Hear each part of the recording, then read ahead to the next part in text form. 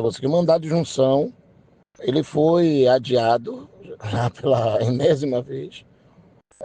Esse adiamento é algo que está dentro dos protocolos da própria Justiça Baiana. Existem informações ou então interpretações de que isso é uma maneira, talvez, de querer atrapalhar a nossa vida. Tá? Não é nada disso. Existe realmente a questão protocolar por conta do desembargador não ter tomado postura mais firme diante do mandado de junção ou ter uma posição mais clara em relação ao mandado de junção. O que significa esse adiamento, na verdade, é que o corpo de desembargadores está percebendo que não é um julgamento simples, que é algo complexo que pode trazer alguns problemas, tanto para o Estado como para a categoria. Então, a gente acredita que, por conta disso, dessa interpretação, o adiamento, ele tem um certo significado positivo. Positivo do ponto de vista de perceber que existem desembargadores que estão votando a favor. Hoje a gente já contabiliza cerca de 4 desembargadores que estão a favor do nosso mandado de junção, a considera procedente. E isso faz com que o restante, né, que são 25, fique de fato com dúvidas e de maneira preocupada diante do quadro, porque a gente sabe do alinhamento que o Poder Judiciário na Bahia tem com o governo do Estado da Bahia, com o Poder Executivo. Então, para a gente é positivo ter esse espectro da dúvida. Por outro lado, também é positivo porque isso dá tempo da gente se articular para fazer a mobilização. Considera que o mandado de junção em si, ele é uma peça jurídica que nós interpretamos corretamente desde 2014 para cá, então já tem 11 anos, que esse seria o instrumento jurídico correto para poder regulamentar a lei que existe na lei orgânica, solicitando na lei orgânica que seja produzida lei para regulamentar salário e cargo, principalmente daqueles cargos que foram modificados de forma profunda, que foram os investigadores, escrivães e peritos técnicos. Então, para a gente é fundamental saber que a justiça ela vai ter que se posicionar diante disso. Se não for aqui a nível de Bahia, vai ser a nível federal, porque existe uma probabilidade imensa de que o mandado de junção aqui ele seja considerado improcedente, né? E essa improcedência é justamente por conta da resistência ou do não querer do governo estadual em aprovar uma lei que possa beneficiar a gente. Então, a gente sabe que existe uma possibilidade imensa dele ser considerado improcedente. Considerado improcedente, nós vamos para as vias federais, que é o Supremo Tribunal de Justiça, o STJ. E lá a gente tem mais certeza e mais clareza de que a probabilidade de nós sairmos vitoriosos é muito maior, né? Visto os problemas que o TJ Bahia está tendo, a Justiça Baiana está tendo com o Conselho Nacional de Justiça, né? Com o problema da Faroeste, com o problema aí de uma série de problemas que estão ocorrendo de corrupção dentro do Tribunal de Justiça, do não alinhamento do Supremo Tribunal de Justiça com o governo federal, nem com o governo da Bahia. Então, isso faz com que a gente tenha uma possibilidade de uma postura um pouco mais isenta, podemos dizer assim. Se isso for para a esfera federal, a probabilidade é maior. Então, assim, seja considerado procedente aqui ou improcedente aqui, a gente vai para o Supremo Tribunal de Justiça. Por quê? Sendo procedente é uma grande vitória, mas a gente sabe que o governo do Estado da Bahia vai recorrer. E esse recurso a gente vai ter que ir para a esfera federal.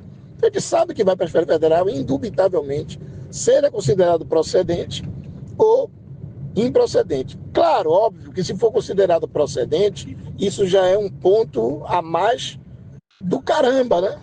É ótimo, porque a justiça considera uma coisa e o governo do estado recorre, a gente vai para a esfera federal com o posicionamento da justiça baiana dizendo que é procedente. Então isso é muito bom para a gente.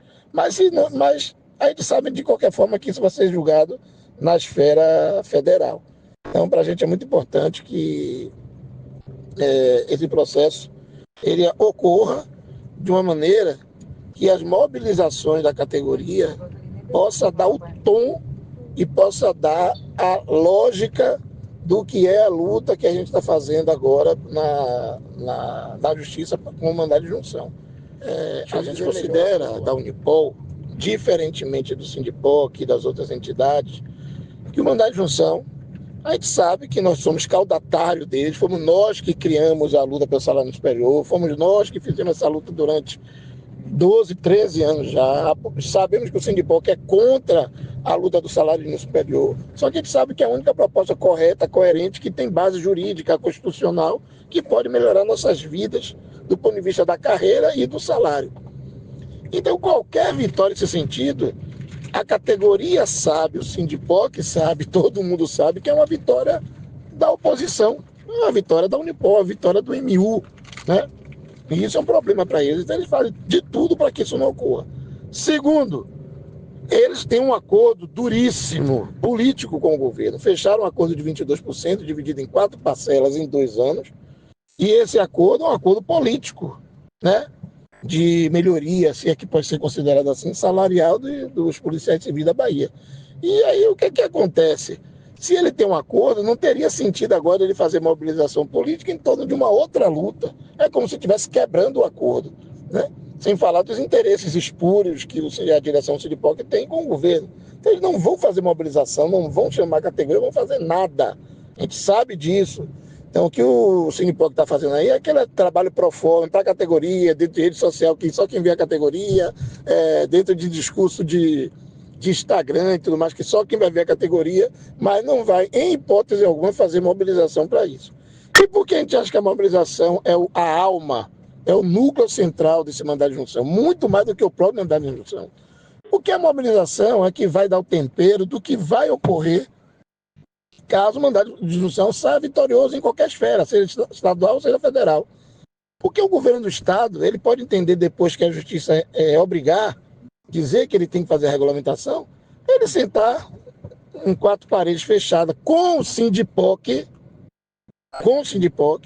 elaborar a proposta que ele quiser e dizer socialmente para a Assembleia Legislativa, para todo mundo, que fez a regulamentação, né? Assim como foi em 2024, quando o Sindipoc fez um monte de firula para fechar num acordo de 22% dividido em 4 parcelas em 2 anos.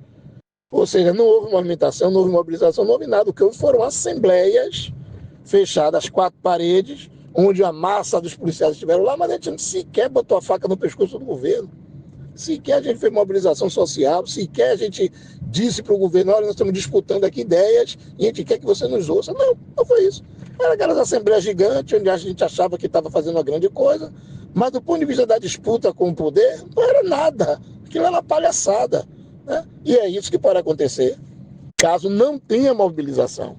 É de tudo acontecer positivamente via justiça, e o governo chamar o Sindipoc, ou talvez a EPEB, e queira limar o Unipol, e dizer: não, o debate é aqui entre a gente, não tem negócio de mobilização, não tem negócio de luta, não tem negócio de nada, vamos discutir entre a gente aqui e impor o que ele quer da maneira mais bonitinha e satisfatória que seja. Então, para a gente, o processo de mobilização é muito mais importante do que qualquer outra coisa que se possa imaginar em relação à mandado de junção. Esse é o ponto fundamental de análise da Unipol.